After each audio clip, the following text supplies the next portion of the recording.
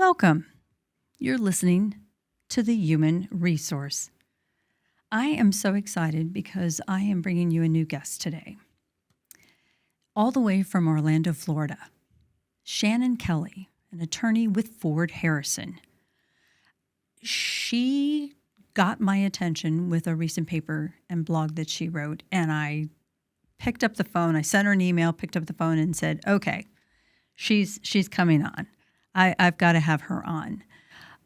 We're going to go back to the new guidance just issued out by the EEOC on redefining a hostile work environment.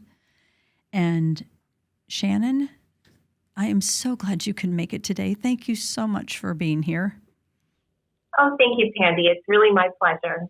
Now, what motivated you to write that paper? Well, obviously there's a lot of new legal guidance coming out on a fairly fast pace in the last few months. And, I was just looking into it and I did a quick breeze through it. And candidly, before I did that, I didn't appreciate the scope of what I was getting into. And once I did, I realized that we really needed to be putting out some guidance to our clients and employers about what, I would consider to be very broad and sweeping guidance. Now, how important is, because I've got viewers all over the country and they're all different sizes, and I still hear, and I'm sure you do too, oh, we're too small, we don't have to worry about that. But this kind of guidance refers to everyone.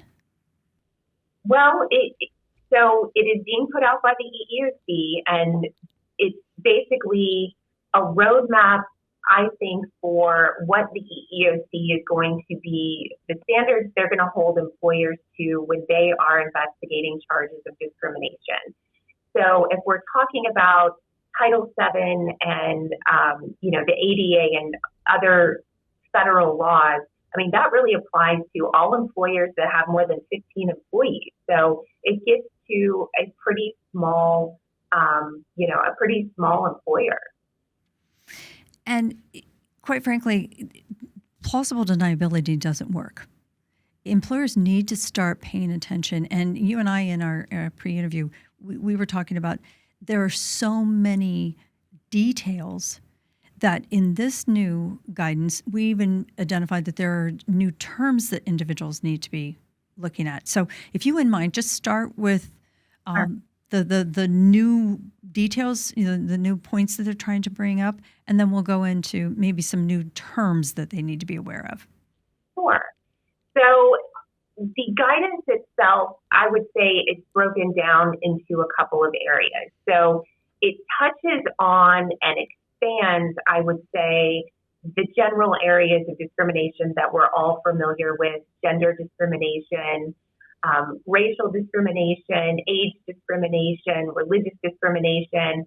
So the guidance touches on and expands the categories that we're already familiar with. And what I think the guidance does do a good job, at least explaining where the EEOC is coming from, is it explains the process, and it also uses examples. So there's about 70 examples of workplace situations that the EEOC uses to illustrate the guidance in practice. So we have expansion of the categories of discrimination and harassment that we're familiar with. And then there's also use of some new terms, one of them being intra-class harassment and intersectional harassment. And those two terms could apply in any type of harassment.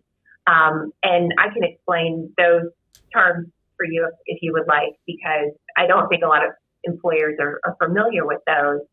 The first one is intra-class harassment. So I would say earlier in my career, one of the arguments that I think was available to employers is, when defending a charge of discrimination related to harassment was, well, that person could not have harassed this employee because they are within that protected class.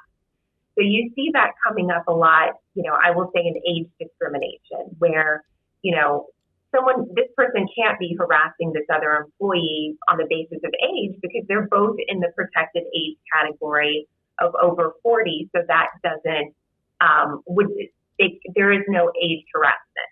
But the EEOC is saying, no, that is not the case anymore, that you can be an employer can be liable when harassing conduct is between two people of the same protected class. And there's some examples in the guidance about that. And then and I would call that something that's new and is going to be new for employers. And then there's also the concept of intersectional harassment, which will relate to employees that are part of more than one protected category, let's say age and gender, and the harassment they're experiencing is not just based on one of them, it's kind of based on both. I mean, I think that one's a little bit easier to sort of wrap your head around because obviously, we know if somebody's in more than one protected category, obviously they could be harassed on the basis of both. But this is really talking about the intersection of two or more protected groups. And one of the examples relates to a female employee who's in her late 50s and she's being harassed by a male colleague who is using terms that are derogatory on the basis of age and gender. And you know what the sad part is again, it comes back down to training and awareness. And again, these seem like common sense aspects, but it's going on everywhere. Harassment is in every workplace. And what you just mentioned in terms of examples could actually just be considered, it's just a comment, there really wasn't any intent behind it. But that's not the way the world is anymore, is it? No. And, even in some of these examples, there are, comments that the EEOC is going to be looking at as harassment that I think most employers have historically dismissed as horseplay or joking. One of the comments I noticed in one of the examples particular to age is, a comment like, we need people with some more energy here and, we're looking for go-getters. And, those are just comments that people make all the time. And, in addition to, talking about guidance related to these specific comments, the EEOC has really put an onus on employers to really look at their harassment policies and to make sure that they are working in practice as they should according to this new guidance, because it's making it more difficult. Because historically, employers have been able to rely in litigation on the fact that they have a policy. And this guidance goes even further, and it tells employers what the policy needs to say, how your complaint process must work, and things that employers really have to have in place for that defense to be available to them. And one of the examples that really resonated with me related to policy obligations that employers have is there is an example of an employee who was being harassed and by a supervisor. And I think the example takes place in the context of a restaurant. So an employee is being harassed by one of the restaurant managers. She goes to the other restaurant manager to report that. That restaurant manager thinks, she's just being overly sensitive. I'm just gonna, ignore this and hope it goes away, basically. Well, it doesn't go away. And a couple of weeks later, this employee does report it to HR. Apparently, from that point on, HR does an investigation, remedial action is taken. It goes according to process and how it should go. But the EEOC in the guidance indicates they still would find cause in that situation because that second manager did not promptly report it. So even though once it got into the right hands, this proceeded pretty much textbook, the EEOC indicated they're still going to find cause where managers are ignoring complaints or minimizing them. So, obviously to me that indicates the importance of making sure that people who are designated with the title of manager know what to do with complaints, even if it's just making sure it gets to the right person. They do have a responsibility. And if they fail in that responsibility, that could indicate liability to the employer. And that's when I remind all of you who are listening and watching, you have to hold these individuals accountable for what they're doing and on behalf of the company. So if you're training like we're telling you to, if you're bringing their awareness up and you're practicing what you have in place in terms of a policy, and we'll get to that in a moment, hold them accountable because to Shannon's point, they are putting you at a huge risk. Let's take that one step further. When does an employer know, Shannon, the time to pull the trigger and terminate someone in these kind of situations? Well, in my work, I just want to reiterate that is what we see repeatedly, is that managers are the weak link. If something filters to HR, they typically know what to do with it. But if it's not getting to the right people, that is a huge liability. And, I think managers are just pulled in all different directions constantly. And, a lot of times people are managing people they used to work with. So you have somebody that's newly promoted into a position of, authority, someone who can bind the corporation and their actions are considered actions of the corporation, and the corporation may be liable.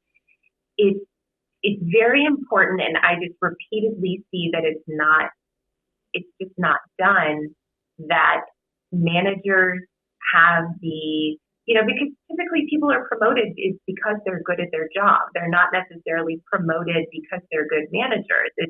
It's a skill that has to be learned, and there needs to be investment in making sure that people have that skill. And if you don't, employers definitely will reap the consequences of that. And, knowing when it's time to pull the trigger is, you as a company, you need to, if you have given people those tools to succeed and you realize that they're not the right person to be in that position, you really do need to take action because, it doesn't, you obviously have to take a critical eye as an employer. Have I given them the tools to succeed? Do they have this knowledge? And if they don't, then you need to get it to them. And if they do, then you need to put someone else in that position. And, that goes to really looking at, are we promoting people who are good managers or have the skills to become good managers with our help? And, that's what's so interesting is that we tend to terminate the lower level individuals so quickly and seldom hold accountable that middle level. But again, going back to your earlier comment, you start with your policy, and your policy has to be firm. If you haven't had your handbook reviewed, if you have not had your harassment policy reviewed in the past year, it is without a doubt, I can tell you right now, it's probably not compliant. And that in itself will put you into a world of hurt. So, Shannon, very quickly, what should an individual company do tomorrow after listening to this podcast? What are the things that they should be doing tomorrow? I definitely second having your employee handbook updated. And, this guidance makes very clear certain things that must be in a harassment policy to make sure that it is considered sufficient to avail yourself of any legal defenses associated with having a harassment policy. You need to make sure that everyone gets a copy. I mean, these are common sense things, but they're not always done. I mean, you need to make sure it's widely disseminated within the company. You need to make sure it's in a format that people can understand. If you have a multilingual workforce, you need to make sure that people are getting this policy how they can understand it. Yeah, good point. It's an imperative that the policy contain language that supervisors must report and deal with harassment concerns that they are aware of. And I can't stress that enough because, like I mentioned earlier, managers are pulled in 100 different directions.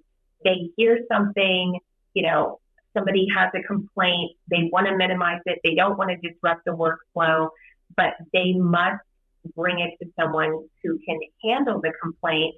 And I mean, I would argue that managers really should not be in a position of dealing directly with harassment complaints. They typically do not have those skills. But they need at a minimum to make sure that employees are able to get concerns to someone who can resolve them. And that involves managers knowing where to send people to. The policy must contain multiple points of access for employees to raise complaints because, I see this a lot when I'm updating handbooks myself is, the harassment or complaint procedure requires employers to first go through their supervisor. What if the supervisor is the harasser or they think they're the harasser? You have to be giving people multiple points of contact. So you can go to your supervisor, you can go to HR, you can go to, if it's a smaller organization, you can go to the CEO.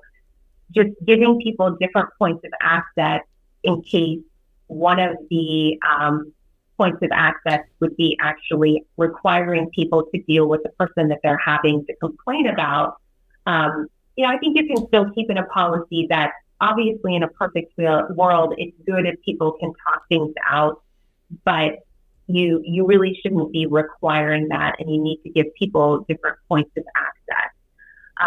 And you really also need to be, making sure that you actually have a complaint procedure in your policy about, that the company or the organization will investigate complaints of harassment or discrimination and keep them confidential to the extent possible, and also an anti-retaliation provision. And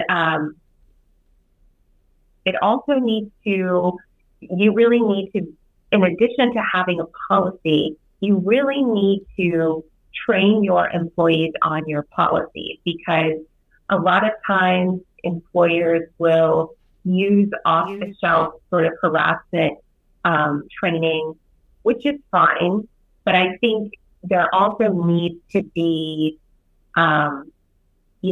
direction and training that's specific to your organization about how these issues are handled in the organization itself. I am so thrilled that you brought that up, because over and over again, they've heard me say, you need to be literally face-to-face, having those conversations, listen to what they're saying, find out, learn more about what they're experiencing, because only then will you truly know what's going on in your company. They're the eyes and ears of the company, the boots on the ground. And 90% of HR is happening right there with that group. Shannon, thank you so much for coming on today. Again, this is Shannon Kelly, a partner with Ford Harrison. How can they reach you, Shannon, if they have any questions or would like to learn more?